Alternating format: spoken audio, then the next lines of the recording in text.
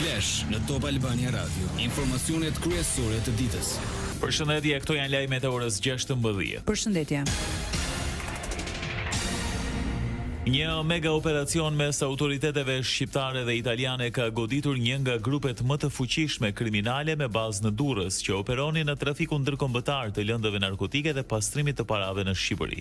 Operacioni i koduar me emrin Ura u zhvillua prej orëve të parë të mëngjesit të sotëm dhe nga 52 masat e sigurisë që janë lëshuar, deri më tani janë ekzekutuar 42 prej tyre. Sa e kon Shqipërisë, GKK ka lëshuar 29 masa arrest me burg, të cilat përveç antarëve të grupit kriminal kanë shkuar edhe për policë, avokat, pronar bizneshe dhe zyrtar të tjerë. Ky operacion përfaqëson një hap tjetër të rëndësishëm në luftën tonë të përbashkët kundër krimit të organizuar transnacional. Është arritur të jepet një goditje e rëndësishme një prej grupeve kriminale më të fuqishme në Shqipëri, për të cilin ka dyshime të forta se ishte përfshirë në trafikun ndërkombëtar të drogave të fortave dhe në pastrimin e parave. Ky operacion i mbështetur nga hetime të thelluara dhe nga një shkëmbim efektiv informacioni ndërinstitucional është një dëshmi e qartë e asaj që mund të arrihet kur institucionet e drejtësisë dhe strukturat e zbatimit të ligjit bashkëpunojnë me besim të ndërsjellë, profesionalizëm dhe përkushtim.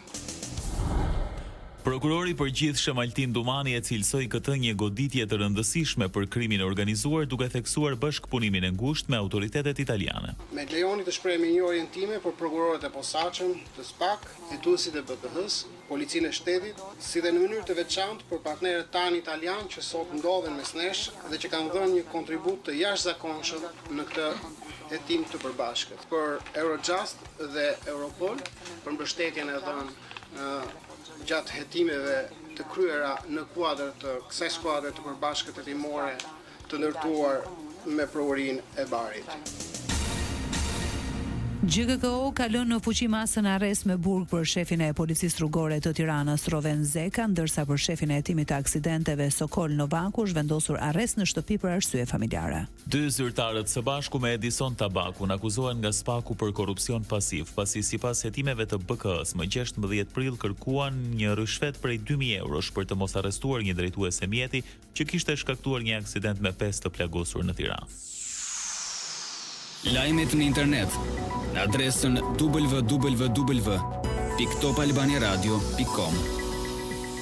Partia Demokratike ankohet përmes kompanisë të lobimit në Shtetet Bashkuara të Amerikës për zgjedhjet. Kompania lobuese Continental Strategy ka dorëzuar letër pranë Departamentit të Drejtësisë në SBA, ku kërkon hetim ndërkombëtar për zgjedhjet dhe qeveri teknike.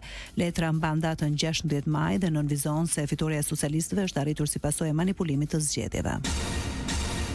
Kreu i Partisë Demokratike Sali Berisha ka akuzuar qeverinë dhe kompaninë postale DHL për manipulim masiv të votës së diasporës në zgjedhjet e 11 majit. Në një konferencë për media, Berisha tha se DHL ka shkelur kontratën duke nënkontraktuar palë të treta që sipas tij bashkëpunuan me Partinë Socialiste për të mbushur fiktivisht zarfe votimi në Greqi, Itali dhe vende të tjera. Berisha e cilësoi këtë si aktin më kriminal të manipulimit zgjedhor në historinë e vendit.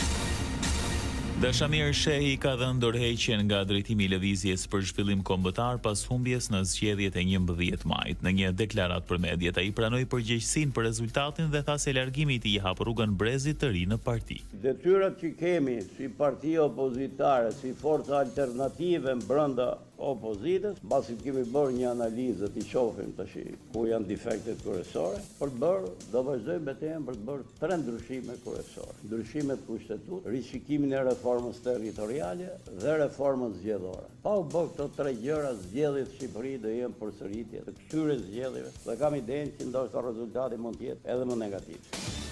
Ne për të largu kështu nga politika, se edhe me dash më u largu, ku të më qifem, mas ka një vjetë për këtatit. Sigurisht, zgjedhje tjera s'keni për të pa, më dasha mirë, kuptoti ajo, por tu do jem me dhënë mende mia, mbështetjen time.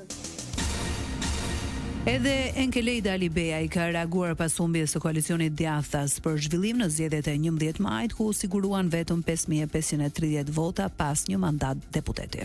Alibeja i pranoi se rezultati ishte poshtë pritshmërive dhe mori përgjegjësinë për dështimin në përcjelljen e programit të qytetarët. Dështuan për të ngjallur besim dhe entuziazëm, u shpreh Alibeja, duke shtuar se gabimet duhen kërkuar së pari tek vetja.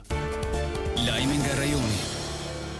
Kuvendi i Kosovës ka dështuar për të 11-ën herë radhazi të konstituohet duke mos arritur të zgjedhë kryetarin e ri të kuvendit të dalë nga zgjedhjet e shkurtit. Deputetët refuzuan sërish të formojnë një komision për mbikëqyrjen e votimit të fshehtë pasi kandidati e vetëvendosjes Albulena Haxhiu nuk siguroi 61 votat e nevojshme në disa raunde.